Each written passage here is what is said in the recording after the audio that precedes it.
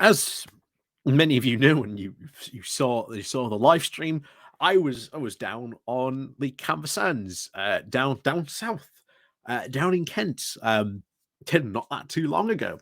And of course, on the way down there, what sight did I behold? The now infamous Operation Brock or Operation Yellowhammer. It's called by many names, but we can basically just call this the Great Brexit Queue because it's there. It's there now. It's a permanent fixture.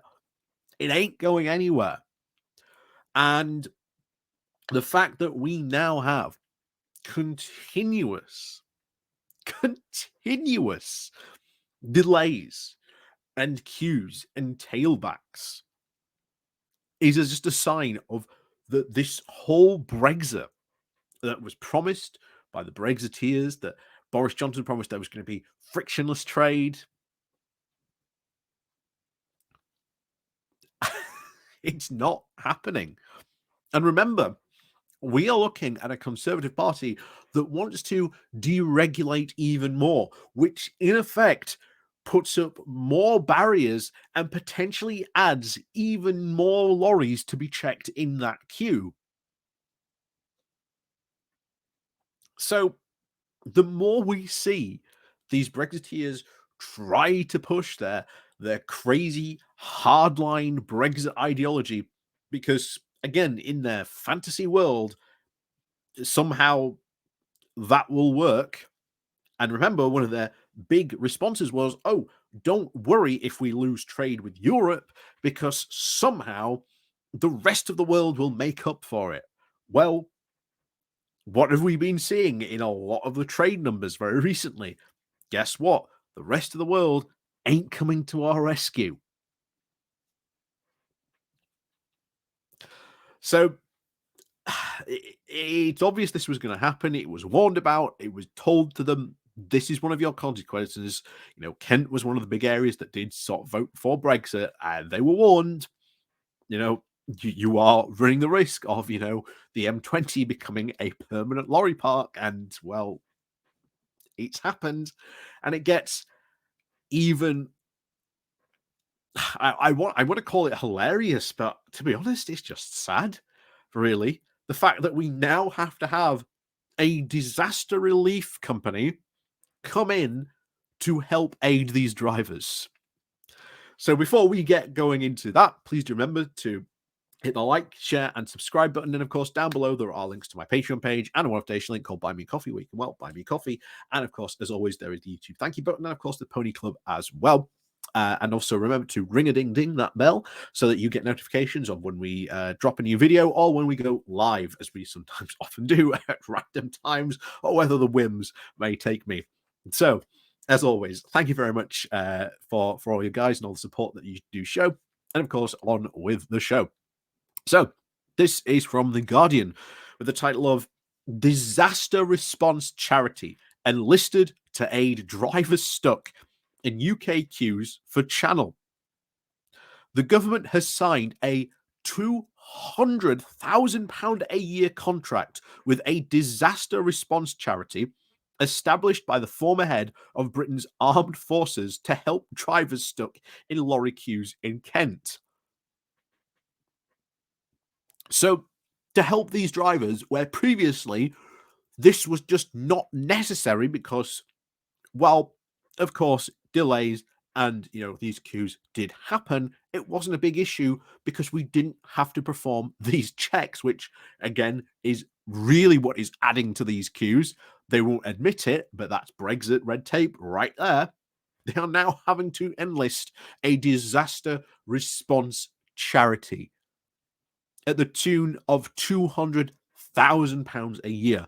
We'll just add that to the other continuing costs that Brexit is causing this country. But imagine for a second what £200,000, what the government could actually do with that money instead of giving it to a disaster relief company to help drivers stuck in a lorry queue caused by Brexit.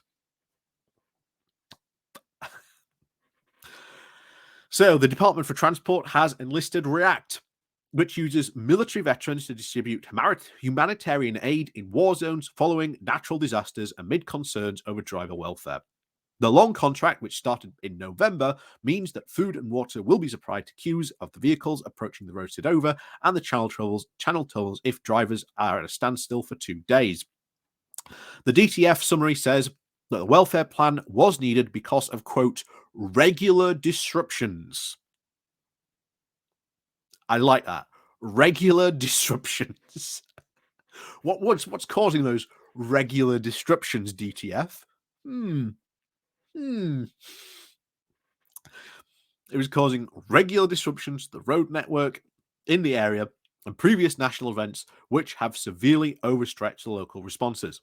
The plan applies to unscheduled waits longer than 2 days, suggesting that the government anticipates lorry drivers being forced again this year to queue on the M20 for more than 48 hours a stretch. Not surprising. The decision to bring in outside experts follows the disruption to cross-channel deliveries after Britain left the EU in December of 2020, when panicked businesses attempted to stockpile goods and a 17-mile queue of stationary lorries was reported visible from space. Local groups, including HM Coast Guard and members of the Kent Voluntary Sector Emergency Group, have stepped in after the border was closed for 2 days, with taxpayer funding £34,000 to provide basic food, water, and sanitation for drivers. There were then further holdups in April of 2020, when more than 2,000 lorries were stuck in a 20-mile queue because of disruption to P&O ferry services, and of course the Easter holiday demand, and technical issues with the website needed for documentation post-Brexit. So even then, you can see just those things alone, anything could happen. Bam, massive queue. So this is not a unregularity, shall we say. They're expecting this could happen potentially at any point. Anything could disrupt the channel crossings, and bang, queue. And they know it. That is why they've had to bring this group in. The React charity, which won the contract through its trading arm, RE Silent Response, was set up in 2015 by General Sir Nick Parker, the former head of the British Armed Services. Him and his team are describing as being mostly military veterans who possess the compassion, gift, resilient, and remarkable, unshakable determination to save lives and alleviate suffering in the worst situations, according to their website. They're usually deployed to major natural disasters on emergency operations. This has included emergency water purification training in Sierra Leone following the floods and excessive emergency humanitarian work in Ukraine, such as providing hot food to the vulnerable people displaced in Dnipro. Nick Smith, the Labour MP for Blenheim Gwent, said that the government's incompetence around the border has resulted in them having to bring in companies used to providing humanitarian support for people in war zones and in the aftermath of natural disasters. That the government has had to turn to them shows the scale of the chaos unleashed by the failure to deliver a Brexit that works. The TTF advert for the contract, which lasts until November of 2023, said this: historically, local produced food and water supplies were distributed direct from suppliers to those caught on the road network. After the events of Christmas 2020, where prolonged delays resulted from a border being closed for 2 days, it was recognized that local response capabilities had been severely overstretched. It was agreed with the DTF that a new centrally funded procurement and distribute plan was required to respond to the events that were triggered by the national events, which were then going to last for longer than 1 to 2 days.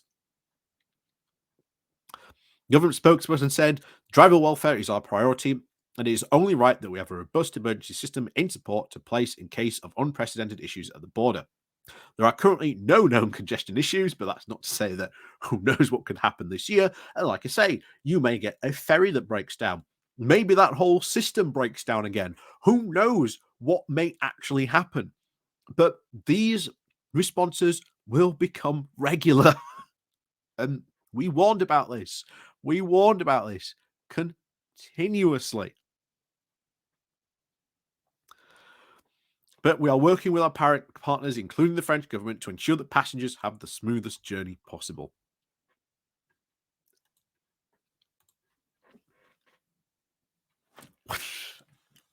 Yep. Kent, the garden of the UK, now turned into the lorry park of the UK. And I've said this before that, Dover is certainly being the one most tested by this. But you've got other places that could very easily, if they start to get problems, start to see pileups as well. Hull, something that I've been trying to look into recently to see how they've been dealing this year with lorry queues or anything like that. Because if you've ever been to Hull, their ferry port or anything like that, if they have any queue, their queue would go back through Hull city centre, and that would cause huge chaos. That would cause huge chaos, and it has done in the past. Certainly, even pre-Brexit, where I think was it a couple of years ago. I think it was. I want to say it was like 13, maybe 14, maybe it was. Where I think you had like a ferry break down, and they couldn't do it. They couldn't do anything with it, so it caused a massive queue. But they were able, of course, to divert people and the lorries and the cargo to sort of different ports. But now I still don't know what really their plan is. Should anything of that scale happen? But I think Hull is at least slightly lucky that it has seen a reduction, and of course that's bad economically for the port of Hull, in sort of commercial cargo traffic, which in a way is good, but again also bad because that indicates that people are using Hull less and less as a commercial port destination. So yeah, it's not good for the people of Kent. This was warned about. We told them about this, and yet here we are. So, as always, guys, thank you very much for joining me, of course, as always. And of course, please do remember to hit that like, share, and subscribe button on your way out. Remember to ring the bell as well. And of course, down below, there is a link to my Patreon page, my donation link called Buy Me a Coffee, where you can buy me coffee. There's the YouTube thank you button, and of course, the Pony Club as well. You can join too. So, as always, thank you very much for watching. And of course, we'll see you all next